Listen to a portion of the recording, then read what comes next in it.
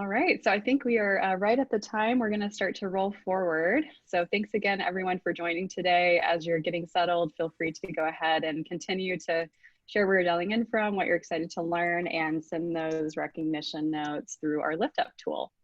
So our topic today is all about how to encourage remote employees.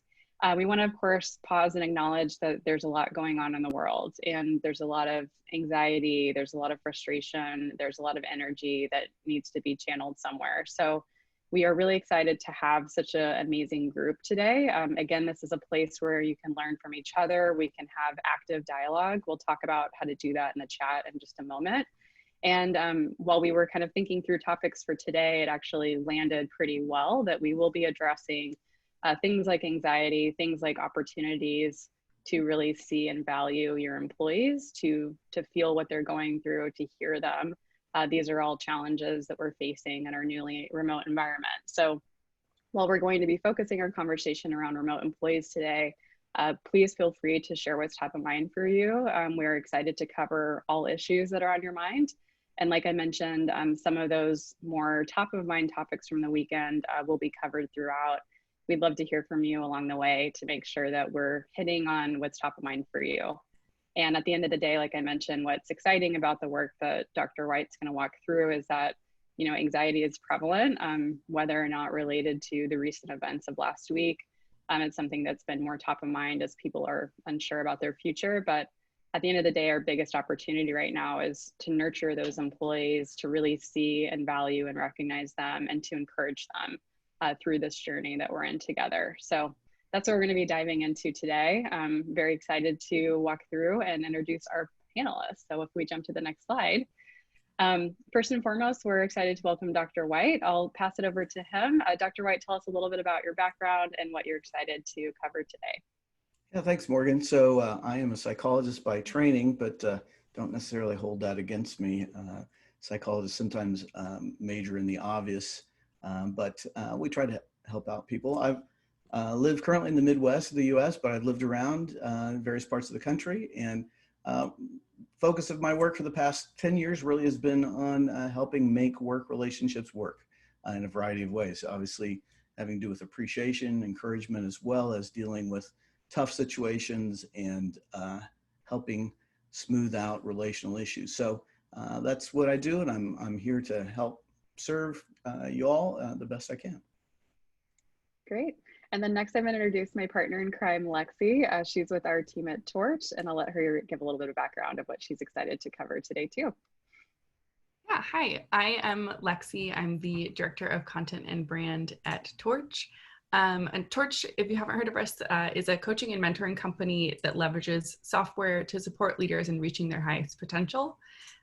So it's really about providing that one-on-one relationship to people at scale, particularly leaders in times like now, helping them through the pandemic and just the tensions that we're seeing across the country. So excited to be here with Morgan, have known Morgan for a while. And as I mentioned yesterday during our practice, I'm a big fan of Dr. White's work. So happy to be here with you all today. I'm also dialing in from Oakland. Wonderful. And then, yeah, for those I haven't met before on one of these webinars together, I'm Morgan Cheney. I run our marketing team here at Blueboard. And why we're excited about this topic, of course, like I mentioned at the beginning, recognition and appreciation of your employees is so important right now.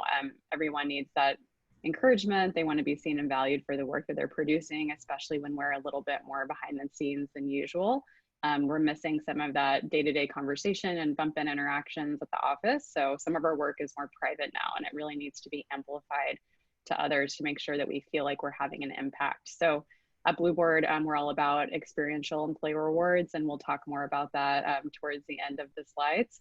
But we're really focused on making sure that recognition is used as a tool to build meaningful relationships, to amplify the work that others are doing, and again, to help employees be seen and valued during this time of separation. So let's go ahead and move through to our quick agenda. Dr. White is a fast and furious slide presenter for those of you who have seen before. We're going to be covering a suite of topics today, including the pros and cons of working remote. He'll walk through kind of the research methodology as a next slide as we kind of jump into this. But ultimately, he's been studying employees who have been now thrust into this remote environment. What's going well, what's not going well, what's surfacing as challenges that they're facing. We'll also be covering kind of how that impacts our work relationships and ultimately how that changes the way that we are handling recognition and appreciation along the way. What do we need to be doing differently to better engage with these employees in these newly remote environments? And as we have time, we'll be taking questions. I'd actually love to get questions throughout so that we can pepper those over to Dr. White. So as he's presenting these findings, if something is interesting to you, if you want more context, please leverage the chat to surface those questions, and we'll pause him and have some dialogue as he's going through his presentation. We ask that just to make sure it's kind of scalable for the group, you'll see here on screen the opportunity to toggle in the chat between all panelists or all panelists and attendees. By choosing all panelists and attendees, it really opens up that message to reach everybody in the group. That way you can feed off each other, learn from each other joining, and there's also a little bit less duplication of questions that way. But you're also welcome to ask us questions privately. You can do that by choosing all panelists in the toggle. We will be recording this session, so if you have to drop early, no worries at all. We'll be sharing that as part of a blog recap and recording next week. So feel free to come and go as you need to, but we hope you'll stay. And for those of you who are looking for the SHRM professional development credit, we'll be revealing that at the end as well. Any other questions along the way? Lexi and I will be available on chat. Otherwise, I'm going to hand it over to Dr. White to take us through our content today. Great. Thank you, Morgan, and welcome everybody. Hope you're doing well this morning. Hey, I wanted to just briefly give an overall context. And I, prepared this, prior to this weekend, and so we've got some more context. But generally speaking, we know that with regards to remote employees, they've been increasingly significantly over the past decade, and clearly probably more so on the West Coast, in the Bay Area, where a lot of you are, but even more so in the rest of the country. But in the past 3+ months, tens of millions of people have joined the workforce of being remote employees. And so there's a lot of new and different issues around that. But just to differentiate between sort of newly remote employees or working from home employees is that, we're not only working remotely, but we are working from home. And I say we because that includes me as well. And so that creates a different context, a different both challenges and benefits, but it's not just that you're working from a different office, right? And secondly, that people that have recently started working remotely and from home were forced to do that. I mean, that we didn't all choose to do it either through governmental rules and regulations about staying at home, staying in place, or because of our employer has said that's how we're going to handle this. And that's a different dynamic than, if you were hired on to work remotely and that was part of your job description and responsibilities. So, there's a lot of fun, stupid things around, but this dog says I work at home too, but you don't see me sitting around in my pajamas all day. And I'm sure most of us are in fairly informal attire if you're working from home, which is, a benefit.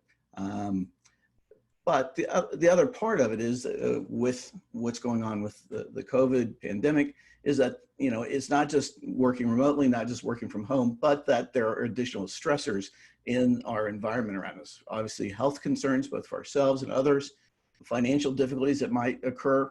Even if you're working remotely, you may have a spouse or significant other or a family member who's lost their job or it's decreased hours and so forth, creating some financial issues.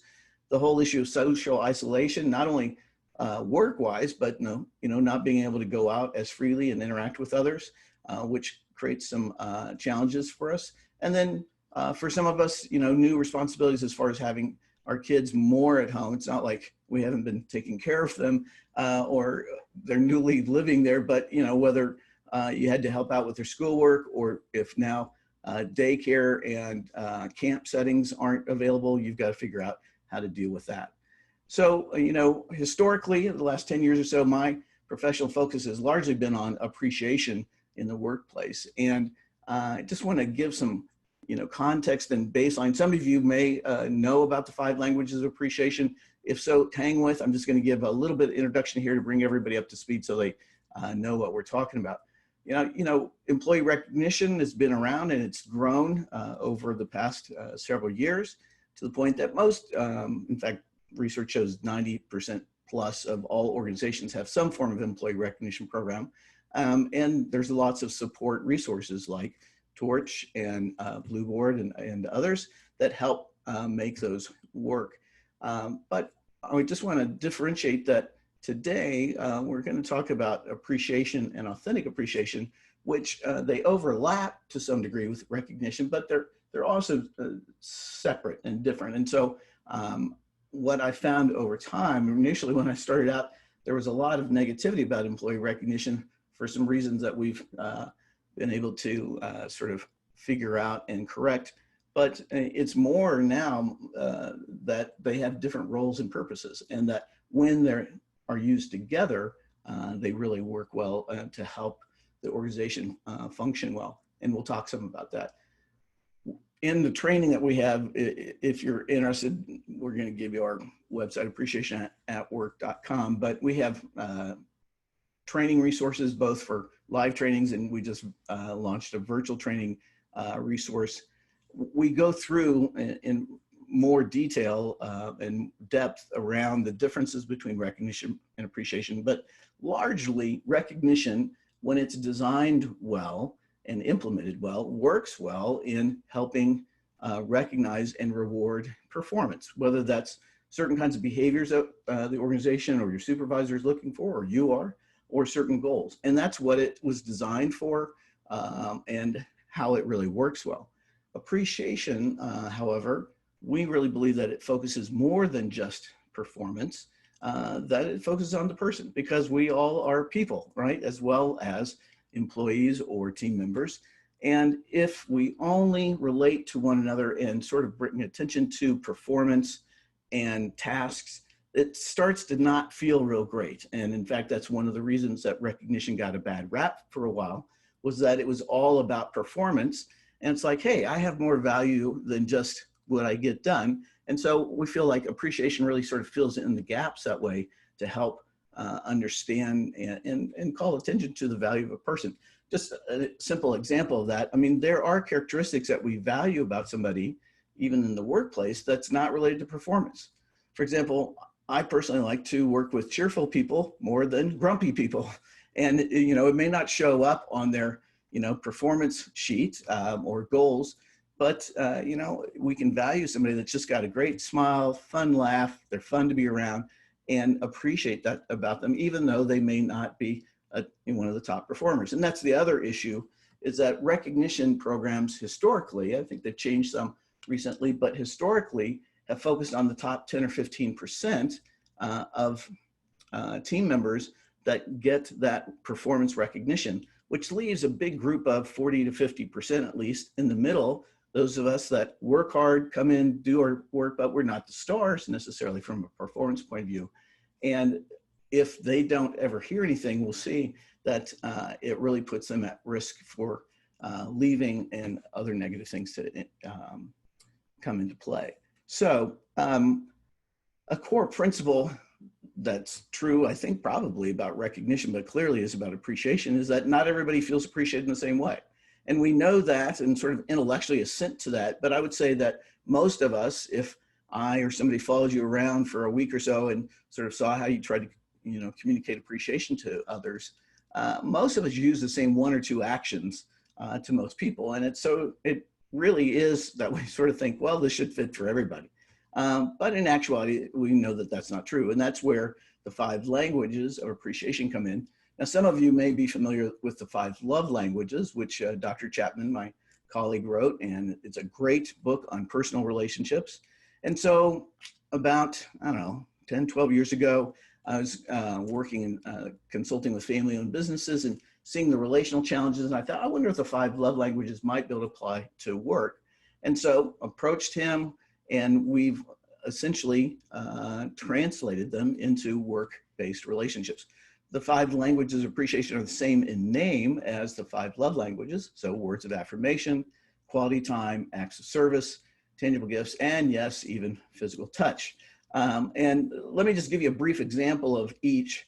Obviously, that's what our book goes into more detail, our online assessment and training. But, you know, words of affirmation are just that. They're words that are affirming. We affirm verbally the worth, the value that we see in one of our colleagues and team members. And it could be orally, it can be, you know, just saying something, or it could be written, right? It could be, you know, either a text, email, handwritten note. The method doesn't matter that much. One of the key things that we know about words, though, is that for them to be viewed as genuine and really to be impactful, they need to be specific, all right? And so we teach a model of 3 parts of an effective compliment. 1, use the person's name. We like to hear our name.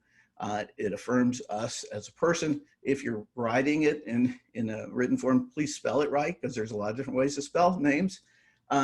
Secondly, be specific about what you value about that person. So it could be, Stefan, thank you so much for working late and getting all the data into the report. And then the third part is why it's important, either to you, to the organization, or to your clientele. So Stefan, thanks for taking the time to work late, get the data into the report so that it was good to go this morning for the management team or whatever to make their decision.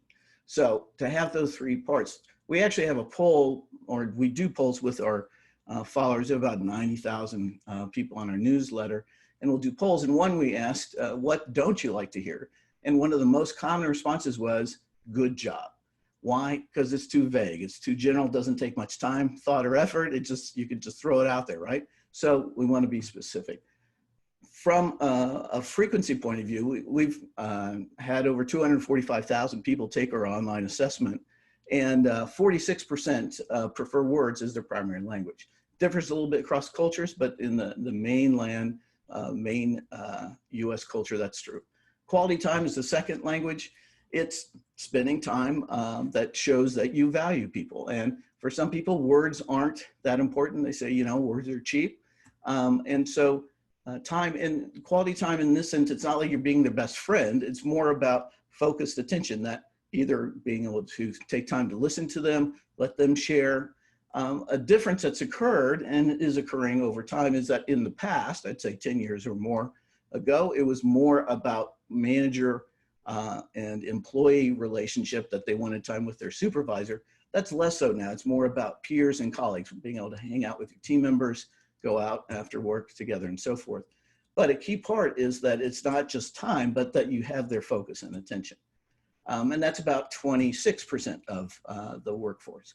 Acts of service is the third language, which it's not, you know, rescuing a low-performing colleague, but rather the easiest context to think about is if you're in a time-limited project, you've got to get it done.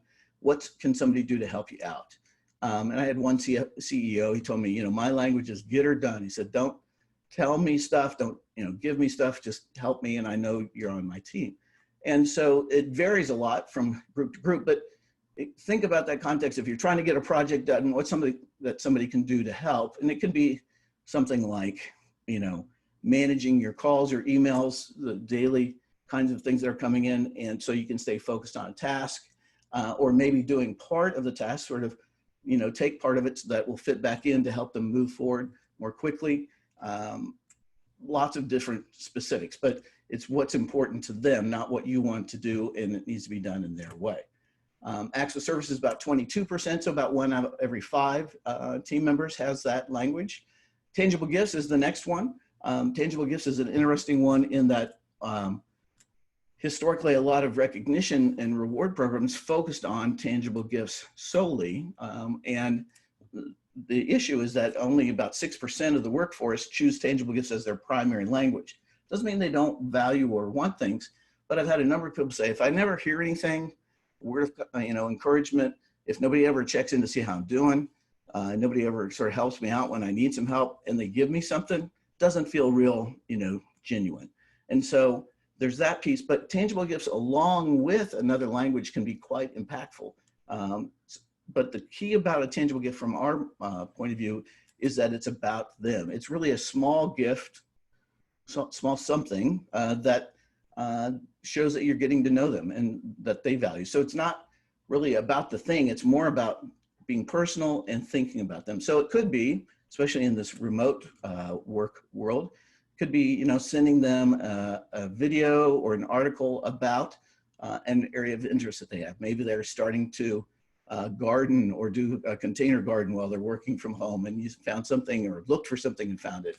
Or they're training, you know, starting to, you know, run again now that you can get out and about, and, you know, a new magazine article on, you know, how to sort of break back in. So it could be that, it could be their favorite cup of coffee, a gift card to their favorite online store. It's not really a big thing, but again, it's sort of thinking about them. Physical touch, we're gonna have to see what happens with that in this remote world of work, but you know, it's not the weird kind of stuff of, you know, an awkward hug that somebody gives you that you don't want.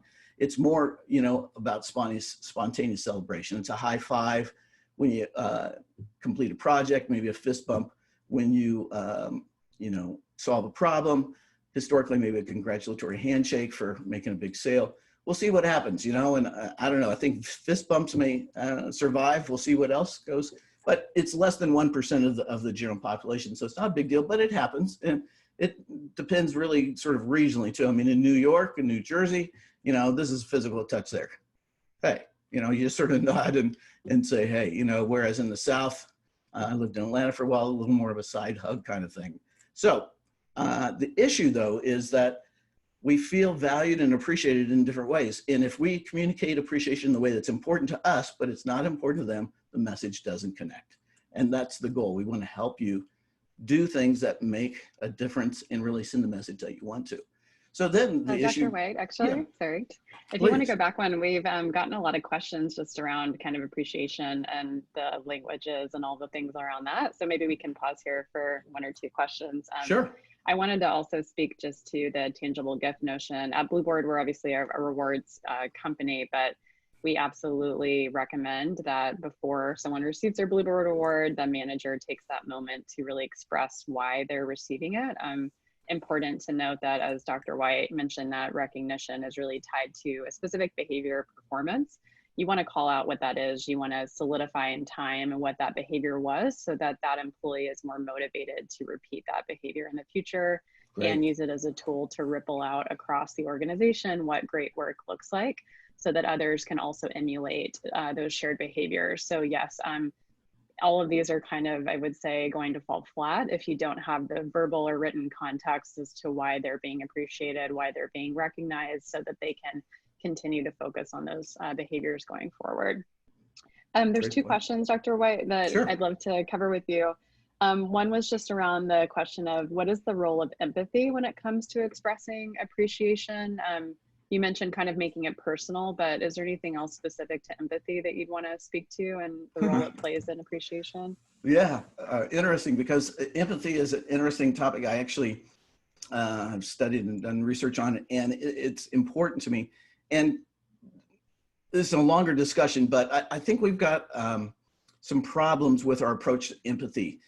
Empathy is feeling alongside with someone.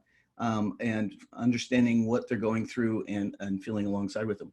It's actually the middle point of a three-step process. And if we start there, we're potentially going to run into problems, because the bottom part is, and the first step is perspective taking. And that is the ability to see the situation from another person's point of view.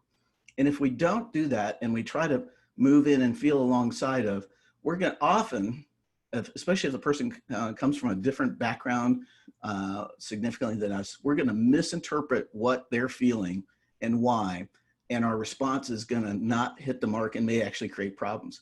So I'm actually I need to go ahead and write the article on understanding the value of perspective taking. Yeah, so because we've got to see it from their point of view, and then we'll be able to understand the feeling response they have, which I think is very appropriate to what's going on right now in our culture.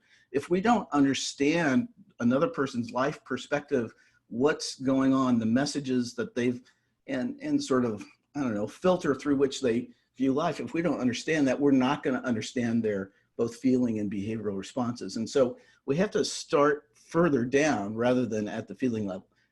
Having said that, that's really sort of the value of the 5 languages and our inventory. We try to identify the primary ways that people want to be shown appreciation, not only the language, but the actions. Because say quality time, I've had a number of people say, I don't want time with my supervisor. They're pretty intense and no thanks, but I do want to, spend time with my colleagues, maybe, on the weekends watching sports or going out for a drink.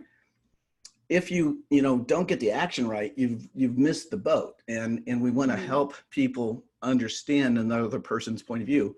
And that's really the goal. Yeah. I like the notion of like, the feeling state is in the middle. And if you don't have the context of who they are as a person and what their preferences are, you probably won't be able to meet them empathetically. So right. And let me just say, the third step is compassionate action, because just feeling along with somebody, it's nice, but it doesn't really get the job done, right? We need to then move it. And compassion is, again, it's the passion, the feeling with, but it moves into action. And so that's the step that we also have to take. I think a lot of people say, well, I really feel for them. Well, tough, do something about it. And I think that's where we're at as a society in some ways. I love that. You'll have to write the article and share it out with the group. There you go. One more question from Alyssa that I thought was really interesting. You talked a lot about giving feedback, and her question is, how do you give feedback that is to someone who's maybe is struggling, maybe they're on a performance plan, maybe they haven't been doing their best work lately, without it appearing like false hope? How do you give feedback effectively that's still growth oriented or that is constructive towards the goals that they're looking to improve in? Yeah, and I actually think that's a strength of appreciation as opposed to recognition, because you've got, people have to get the work done. They have to do a certain quality level and rate and all that, but we can still value people. I mean, think about this. I have twin sons, and when we were first kids, I was sleep deprived. I was not the best team member at that point in time, the first 2 years.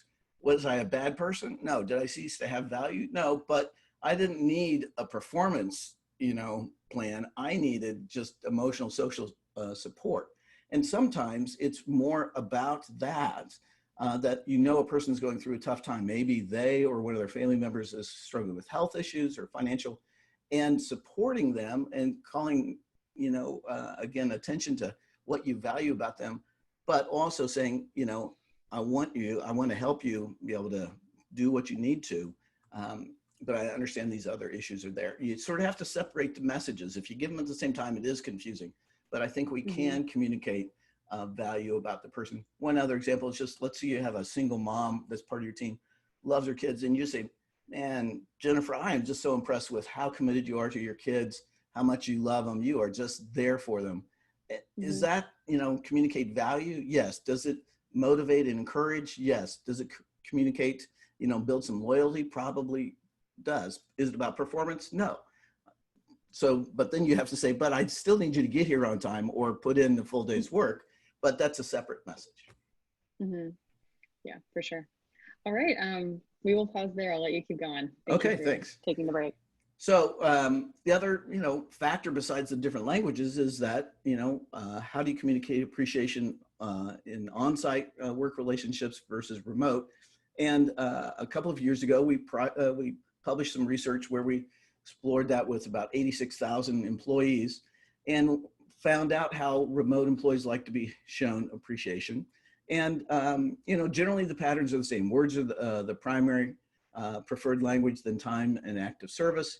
That they switch a little bit. Desire for quality time actually increases. It jumped from about 36% to 45%, and words went down about the equivalent. So they sort of moved over. And so the question became that we further investigated, well, how do you spend quality time with somebody who works in a different setting?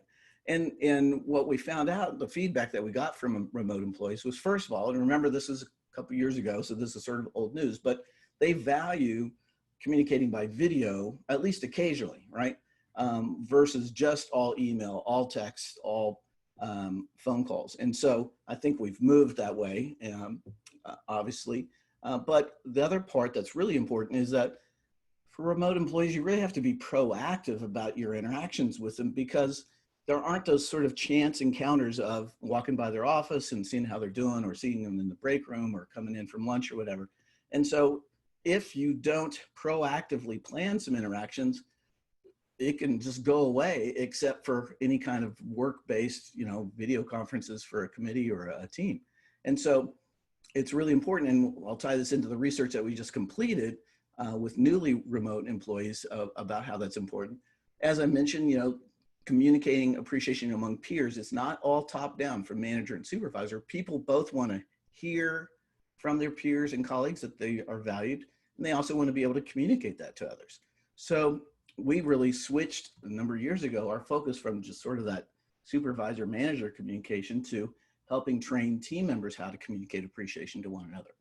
And the third part that, again, it ties in very appropriately to what's going on now is that people want not just to talk about work, right? And it's not, how's the project going and, you have what you need. But in those sort of informal chats, we talk about other things, what you did this weekend, how your kids are doing, what are you looking forward to for a vacation, all that kind of stuff. But in remote work relationships, that's not sort of naturally there. So we have to, again, sort of plan and proactively pursue those, whether that's at the front end of a conference call, at the back end, or even setting up a separate call. That if we don't do that, our relationships sort of degrade to just work-based, and then the person feels just like a worker, just like a producer, versus a person that we don't really care about them. So now bringing it forward, we've got this whole issue even more so in the last week or 10 days or whatever, of just the overall cultural context of instability, that things have sort of rocked, both with the coronavirus especially, and the economic issues related to that, and now the other political and interpersonal social issues that are going on. And instability leads to unpredictability, right? That if things aren't stable, they aren't the way they have been. We can't predict what life is going to be like in 3, 6 months, 12 months, or whatever. And that then leads to the theme of anxiety. And recently, we, in March and April, we followed a group of newly working from home employees that were nationally chosen, that we followed them for 4 weeks and had them fill out some questionnaires about what's going on with them. Key theme for them, and this is sort of like, hey, that's not that obvious, is, hey, they're anxious, we're anxious, right? And report a fair amount of considerable or great amount of anxiety about a number of things. And what's interesting is these are in rank order. That first of all was about the impact of the coronavirus on the world at large, the overall economy, health of a family member, their kids, and then it gets to ourselves and themselves. So I liked that sort of healthy focus, that it's not just about me, but what's going on with everybody. And so one of the things I want to give this sort of jump to, giving some practical tips. And anxiety is going to continue to be there. I think it's going to be an ongoing theme in our culture and our workplace. And so if I can give you a little tip for dealing with it, I think it'd be helpful not only for you, but for your team members. First of all, we need to understand that anxiety is just a small fear, right? It's a concern, a worry. It's not, being just terrified about something, but we're just have a little bit of fear. But it always has to do with the future. Other feelings, anger, frustration, depression, discouragement, tend to have to do with the past, but anxiety may have to do with how the past is impacting the future, but it's always future oriented. So one of the things we know is that the more future that we think about and are sort of concerned about, the greater the uncertainty, right? Because the further out there, less that we know sort of what's happening and what the factors are, which then creates more anxiety. And so if, I often, when I'm speaking groups, I say, I can make all of us really anxious fairly quickly and raise a bunch of issues and think about what it's going to be like in 10 or 20 years, right? Because there's a lot of unknowns. Well, what we can do is one way, it's not the only way, but one way to manage and limit our anxiety is to limit the amount of future that you think about or you're focused on. In dealing with different kinds of addictions and other kinds of behaviors, there's the saying, one day at a time. So sometimes it's best just, what do I need to get done today? And what can I do to help manage the things I'm not in control of, or manage what I am in control and sort of deal with the rest, or the rest of this week, couple weeks. I would say we're in a point where, and I'm a small business owner and leader, man, trying to plan out past 2 or 3 months, it's tough because there's so many variables going on. So I'm just focused on, okay, this is what I need today. This is what I need to do this week. And that will help sort of limit the anxiety that, you can sort of latch on to if you want to. Any thoughts or questions about that, Morgan?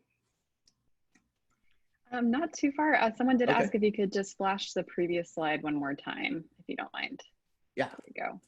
So just to repeat, these were in rank order. So yeah, the biggest, anxiety driver is the virus at large, and then kind of flowing down from there. So right. And the Perfect. little note at the bottom, and we'll repeat this later, but the research that we've done, it was, I had an interview published in Psychology Today. I have another one in the SHRM magazine, one coming out next week in training. If you want those and some other information I'll mention, just email me at yesdrpaul@gmail.com and I'll get that to you. perfect. So besides sort of a bunch of objective questions about how anxious they were, what they were anxious about, other feelings, hopeless, discouraged, happy, content, productive, all different kinds of things, we also went into, okay, sort of open-ended questions to let them sort of express themselves, and asked, first of all, what are you mainly concerned about this week? And so the two main areas, and again, this was March and April, but I think continues, is first was health concerns, both for themselves and their family. So comments like, keeping my parents safe and healthy, health and well-being of my family, for me not getting sick. Secondly was work-life balance and family relationships. How am I going to balance working from home and what my family needs, being concerned about maybe a senior adult parent or even grandparent that's in a retirement home, or balancing, work with, now you got to deal with your first grader who's at home from school or can't go to daycare and so forth. So those were the sort of front concerns, but then asked, okay, so that's what you're concerned about, but really this week, what were the major challenges that you had to face? Because sometimes those are different, right? What we're concerned about and what actually comes up. Most challenges were work related, keeping focused on work, figuring out how to work by phone versus seeing, clients physically, the technology needs for the team and making sure able to interact and all that. But then secondly, dealing with family issues, right? And one mentioned about being patient with their mother who had temporarily moved in with them, dealing with their daughter's online schooling. I had one, they had a couple of teenagers that did not want to social distance and wanted to get together with friends, and how do you manage that? So there were new family issues created by the overall context that was a challenge for them. Now, what I find to be helpful, and Morgan or Lexi, if we can throw up the poll here of, I'd like to find out what area has been the most challenging for you to manage while working from home, and listed sort of the main categories that we had of from the bigger group of health issues, either personal or family, anxiety issues, practical work-related issues, social or relationship issues, other emotional challenges like discouragement, anger, frustration, or managing home and family responsibilities, or maybe there's something else. So let me give you, 15, 20 seconds here to chime in and let us see sort of where you all are at as far as the challenges that you're facing to try to manage while you're working from home. And let me just share It looks like, oh yeah, I was going to say, I'll just speak to the ones that are ranking in highest so far as we're running it. It looks like the managing home and family responsibilities is the leader. There's 24% of you that are choosing that one as the biggest challenge, followed by other emotional challenges, whether that's, discouragement, anger, frustration, and then anxiety is coming in at number 3 so far, but we'll let it run for just another second or two. Yeah, and I was just going to say, for myself, just so you know, as a team leader, it's been sort of the practical work related issues of communication and helping keep my team not focused, but knowing what needs to be done next. And then just recently, one of my sons, my adult sons, came down with the flu this weekend, pretty sick, not sure what kind of flu it is. So, and it changes over time for us. So Morgan, what did we find out? Yeah, we'll go ahead and share those on screen. Not too much change since I'd commented before, but yeah, managing home and family is still definitely number 1. Let me actually share these so you guys can see it. There you go. Anxiety and other emotional challenges are coming up high as well. And then some other comments just coming through on chat. People are talking about, they want to pick more than one. It's all of the above. I could have picked 3 or 4 of these. Right. And isolation is really coming up, especially for those who maybe live alone. That can be even more challenging when you're in a community that's practicing shelter in place and you maybe are just talking to yourself. I think there's a slide coming up with the puppet, Dr. White, right. that we'll speak to. And then also some commentary around, maintaining relationships with remote coworkers, leadership who's not able to understand how to properly supervise people who are remote. So if you have any thoughts on either of those 2 ideas, we can speak to that too before I move on. Yeah, actually, isolation or relationships. Let's, I think we'll cover that as we move on here. And let me just say, I'm thankful to see that health is low. And as I've asked people this in other presentations, health tends to be about 5%, which is about where it was for you all. So that's good. I mean, I'm pleased about that. Something else that you all can give feedback about is through the chat boxes, what specific areas would you value receiving help in, or what resources and tools would be helpful to you? Because we can talk about the problem, but we don't necessarily know how to infer what would be helpful to you. And I think as sort of HR kind of and leadership support people who want to know, what do you think would be helpful? So one of the things that we did in the research is we compared people who were doing well, self-reported wise, as far as feeling like they were managing the stress well and had lower levels of stress, lower levels of anxiety, versus those that were struggling.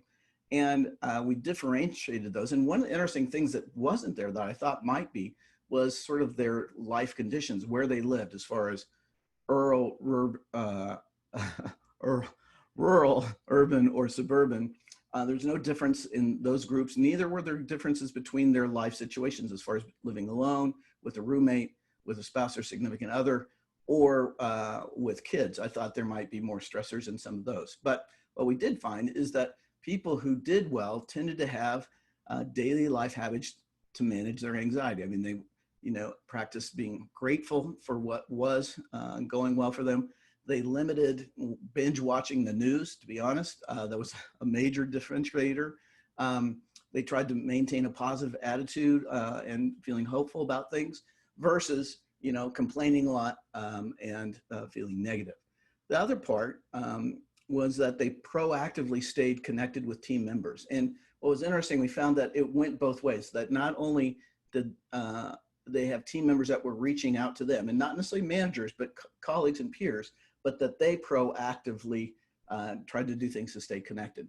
And one of my research areas in the past were social relationships. And we know that almost all of us in relationships feel like we reach out more than other people reach out to us. It's sort of like, yeah, I haven't heard anybody, nobody's called me in a while, but that's sort of the fact. And what we have to sort of accept is that we're going to do better if we take some action to reach out to others. You can not, but that's sort of leads down the not so healthy pathway. And so it's sort of like this guy, he says, no, I don't get lonely working from home, not since I hired my assistant, Mr. Big Ears. I mean, we don't want to go this way where, we're sort of going into fantasy land because we don't have any real relationships going. So we want to stay connected with others. And then the third piece, again, nothing surprising here, but people that, regularly got adequate sleep, they ate well, they took breaks from work throughout the day, they got at least a little bit of exercise, and they also engaged in some rejuvenating activities, which has been a challenge working from home because the things that maybe we used to do, like going to the gym or whatever, it's not available, or sports or whatever. And so some of us have had to learn to, or up, music things or art or gardening or cooking. But people that did that tended to generally do better versus those that were just sort of just watching TV or playing video games all the time. One of the things I wanted to find out was, besides the challenges, what's going well? What do people like for working from home? And the most overwhelming theme from all the results were people love, I'll point out both of them, the time gained from not commuting, both at a personal level, being able to sleep in a little bit, maybe do some exercise, do some other things around the house, but specifically time with family members, being able to take walks with their family, eat lunch with their spouse, being home with their kids. It was just a huge theme across all groups. And I think that's going to impact how we transition out of this, because this is a part of working from home that a lot of people don't want to give up. So there'll be some practical challenges about it, but I think we can make it work at least part-time. And then the third part of it was just the sense of flexibility, that if they're going to take a break, they can sort of do it at 10 o'clock and take a walk with the dog, or they could work for a few hours, maybe just a couple hours, and then take a longer break in the morning, sort of to your own biorhythm rather than what's sort of dictated by the work schedule. So, the topic is supposed to be about supporting and encourage team members. And we've talked about appreciation, but I want to help you understand the relationship between appreciation and encouragement, that they're largely the same, have the same goal, right? To support another person. And they also generally have the same actions. I mean, the same kinds of things. And that's where we can use the 5 languages both to show appreciation and encouragement. But the difference is that appreciation really is about the past, that we appreciate somebody for what they've done or the character they've demonstrated. Encouragement is about the present and the future.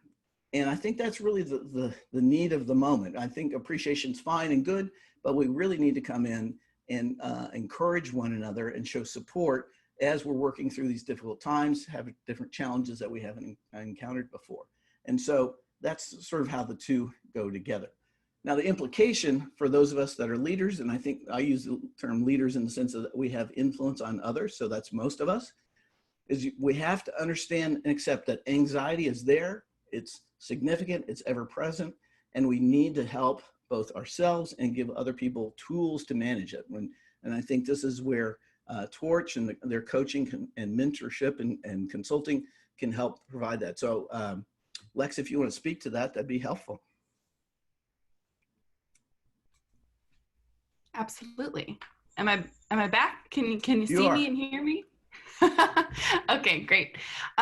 Yeah, I think this is something, this week on a personal note, I'm actually starting up with a coach myself. I'm a recently new team lead at Torch in a leadership role. And I think what I've been thinking about in this sphere is that, as a leader, as a team manager, we are who our team is looking to us for answers here, and how to deal with anxiety, how to deal with stress, how to cope with working from home, not just in general, but working from home during a pandemic, during a time of political unrest.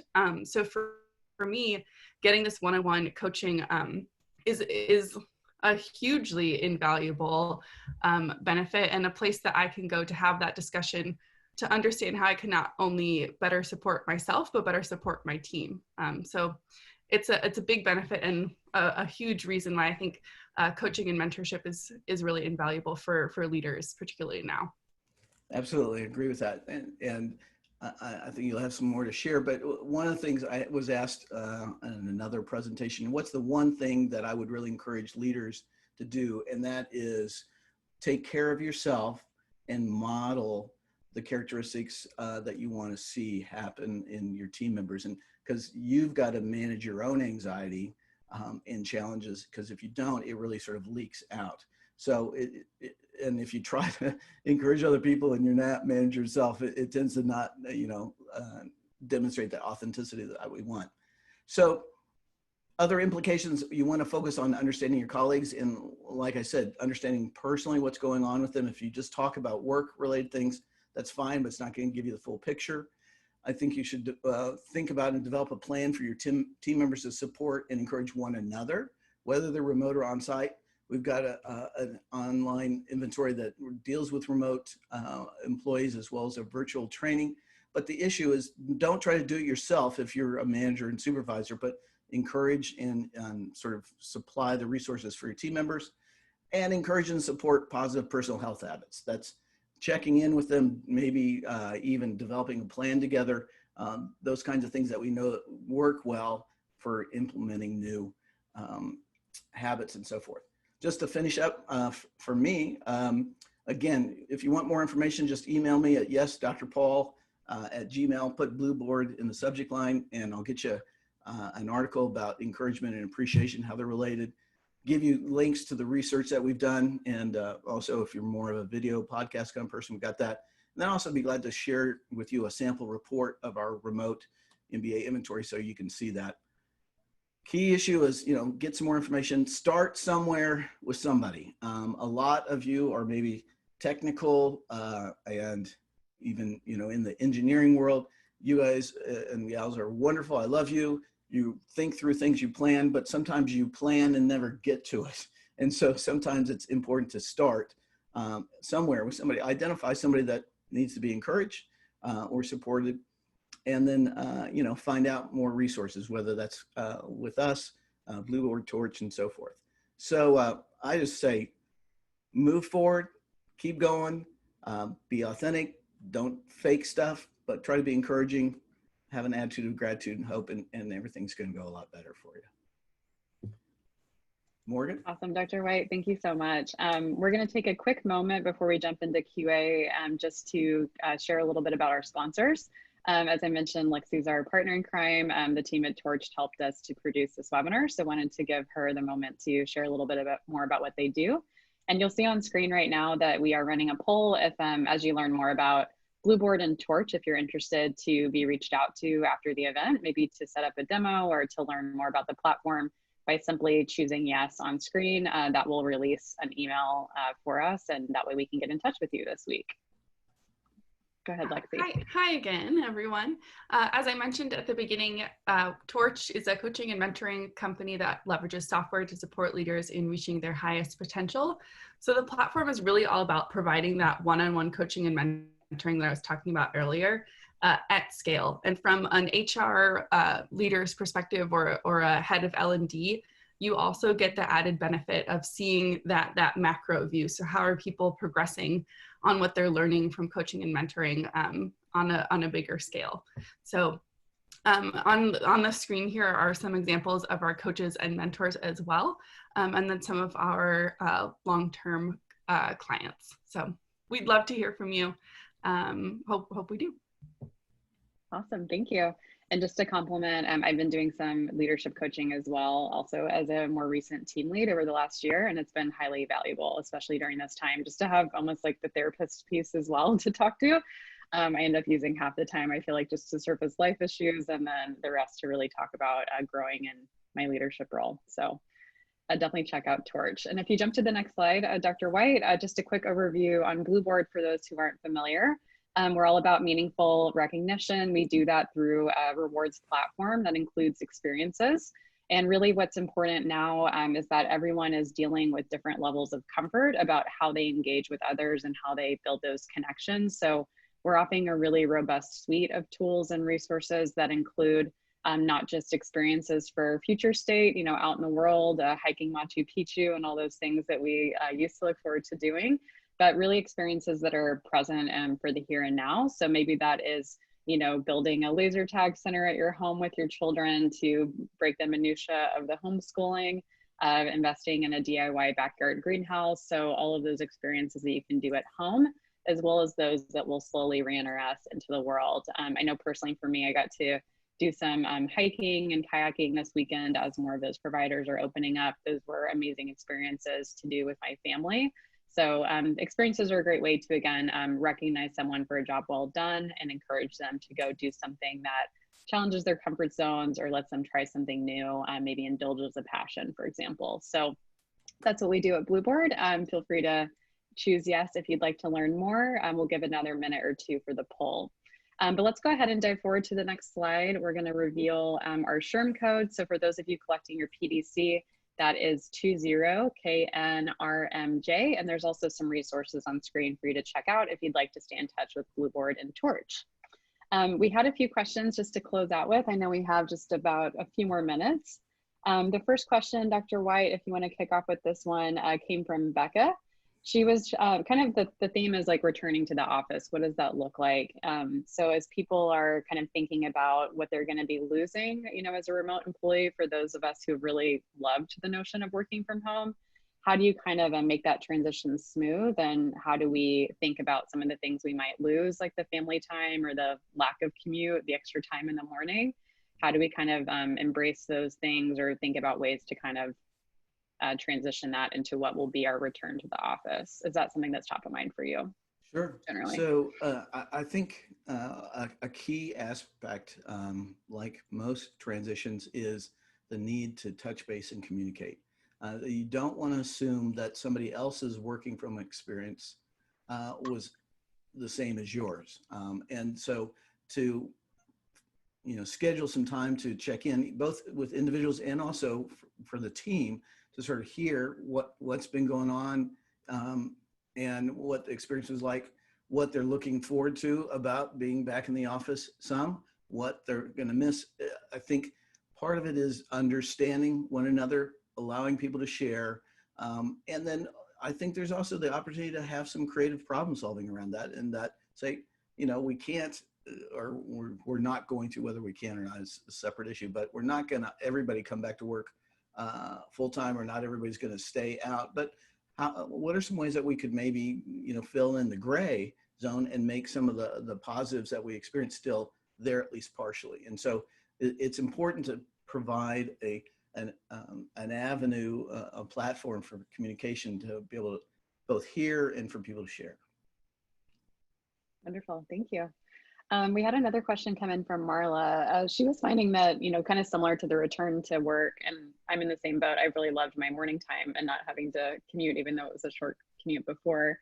Marla's saying that, some of the people on her team are actually really finding that work from home has been positive, and they're not identifying with like maybe the challenges of anxiety or other emotional issues. So how can you kind of amplify and create space for those who are dealing with that without maybe negatively affecting those that are finding a positive experience? How do you maybe unite groups around those shared needs? Maybe this is related to like, how do you create spaces for people to share their voice if they are having challenges? And how do you kind of accommodate those that maybe aren't on the same page? Yeah, wow, there's a lot there. I think the thing to to reaffirm to people is we're different, right? And we need to understand that our life circumstances are different.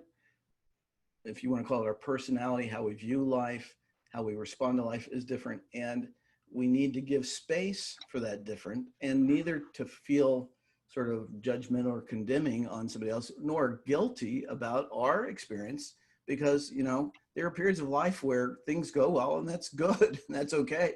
And then because chances are there's going to be times of challenge and difficulty, and hopefully they'll be there for you during that. So I think it's an opportunity to understand and try to seek to understand the differences, and then how you can be supportive of those that have experienced challenge. And don't worry, don't feel guilty that, your time was really pretty cool, and live with that. Mm-hmm. Yeah, and I think it's thinking about, are there mentorship opportunities? Are there ways for employees to connect maybe one-on-one in spaces that are more intimate? At Blueboard, we use Donut for the Donut Connections feature, which is actually free for teams, and it's a Slack integration. So if you're using Slack, I highly recommend you check out Donut. It pairs you randomly with employees that you don't often have one-to-one messages with. So it looks for teams that are not working together all the time already. Those have been weekly matches that we've done at Blueboard, and it's helped teams to, connect in just a setting of your choice. Maybe that's over Zoom. Maybe you're taking a coffee walk over your phone and you don't have to have the screen time, but that's been a place where we've been able to connect employees, again, in a more intimate way, where they can maybe be more open to vulnerability or sharing how they're feeling differently than maybe in a all hands meeting or a place where there's a large group interacting. Yeah, and I think the other part of that is to, again, leverage your peer and collegial relationships, that sometimes people want to connect and share with one another, but they don't really clearly in a larger group setting aren't going to. But even with their manager, that you may want to facilitate, say, hey, I know the two of you connect pretty well and seem to be friends. Why don't you talk together and see how you can support one another? I don't need to be a part of that. And that provides, both building of trust as well as utilizing and leveraging other relationships versus you having to be in the middle of everything. Absolutely. And last question, just before we wrap up, Monica had asked on Q&A, how do you offer affirmation virtually or remote? So any kind of final tips that you might have, Dr. White, on thinking about how to give effective appreciation or affirmation while we're working separately right now? Yeah, I guess two main points is you need to find out the way or ways in which another person feels affirmed and appreciated. And that's the purpose of our online assessment. It takes 10 or 15 minutes to fill out, gives you their language, their actions. So otherwise you spend a lot of time just sort of shotgunning it and missing it. But the other part is to be proactive. I think one of the nice things of this time period has been that people have been a little bit more forgiving and grace giving about they understand people are trying and that you may not get it exactly right, but that's okay. And so I think it's more about being proactive, doing something, and try to find out the ways that are really encouraging to your colleagues. Yes, absolutely. As we've been mentioning with our Lift Up tool, recognition feels good to give, but even better to receive. So the more that you can step out of that boundary to connect with someone who you don't now see every day, maybe getting coffee, the people that you don't work with directly, I think are even more in need of that external visibility and value. So we're encouraging that again, like through tools like Donut, through our weekly shout outs on our all hands meeting. We're looking for more ways at Blueboard as well to create moments for people to appreciate and see each other. So wonderful. Dr. White, I think we're at time. Thank you so much for joining us today. We always love having you. Thank you to Lexi and the Torch team for coming on and building this great community with us. As mentioned, we'll be recording all of this. We'll be sharing this with you next week. And please stay tuned for more webinars as we look to address some, topics around allyship in the coming weeks. We'll be looking to look towards, recognition measurement in the coming weeks as well. So lots more to come from Blueboard. We'll look forward to seeing you online next time. Have a great day, everyone. Thank you again. Thank you.